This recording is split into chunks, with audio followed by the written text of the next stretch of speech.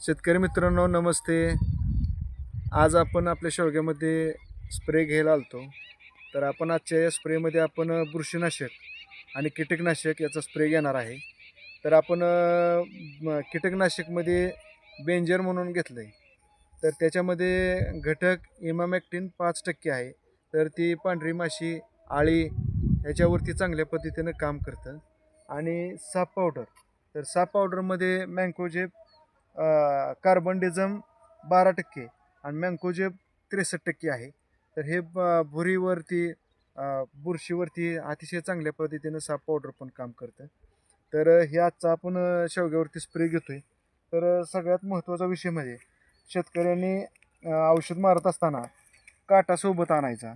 आपल्याला पाणी किती लागते तर आपण बेंजर 0.60 ग्रॅम प्रति लिटर घेतोय. म्हणजे साधा लिटरला 0.60 ग्रॅम. आणि आपण साप पावडर जी आहे ती प्रति लिटर 1 ग्रॅम प्रमाणे घेणार आहे. तर काटा का आणायचा तर ह्याचं प्रमाण व्यवस्थित झालं पाहिजे. प्रमाण कमी जास्त झालं नाही पाहिजे. त्याचं काय होतंय, फ्लॉवरिंग स्टेजमध्ये असली कळी असल्यानंतर जर तुमचं प्रमाण कमी झालं तर शेवगा ही पीक अतिशय सेन्सिटिव्ह आहे. ह्याची पानगळ होती, कळी गळती. त्याच्यामुळं प्रमाण घेताना अतिशय व्यवस्थित पद्धतीने आपण घ्यायचं. प्रमाणामध्ये तुम्ही अजिबात सुद्धा काही कमी जास्त करू नका. तर आपण हे काटा आहे, काट्यावर असं टोपण ठेवून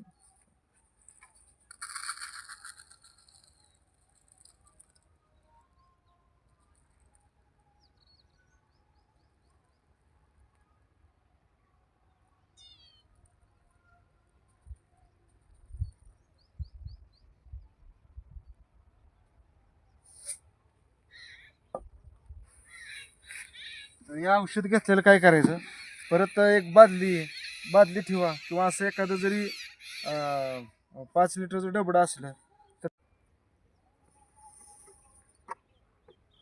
टाक, त्याच्यामध्ये औषध टाकून थोडंसं 1-2 मिनटं असं ह्याला भिजू द्यायचं व्यवस्थित. असं ढवळून घ्यायचं व्यवस्थित.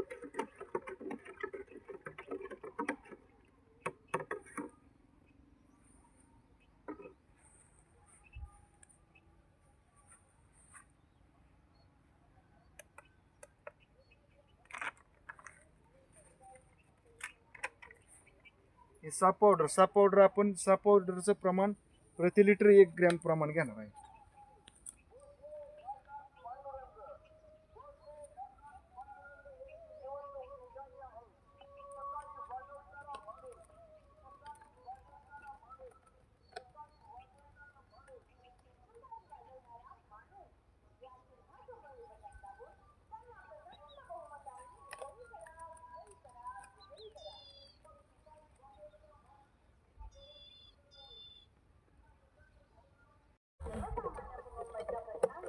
अशा पद्धतीने हे औषध व्यवस्थित ढवळून घ्यायचं.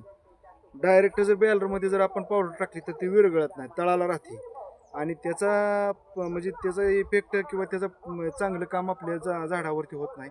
म्हणून औषध घेताना असं एका साईडला बादलीत किंवा अशा एखाद्या बॅलरमध्ये ड्रममध्ये असं व्यवस्थित ढवळून घ्यायचं. आणि त्याच्यानंतर हे असं आपल्या बॅलरमध्ये वाचायचं.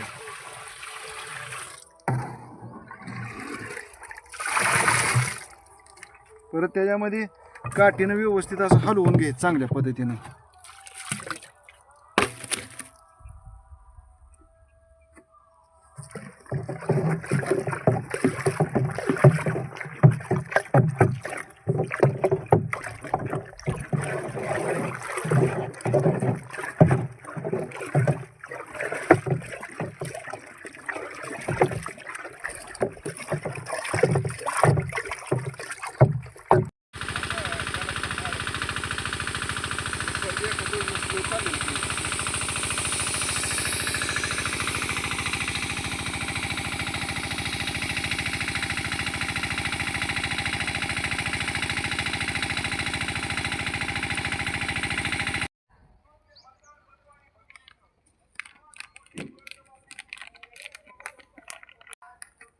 आपण आपल्या शेतकरी महेश यूट्यूब चॅनलच्या माध्यमातून शेवगा शेतीविषयक आणि शेतीविषयक माहिती देत असतो.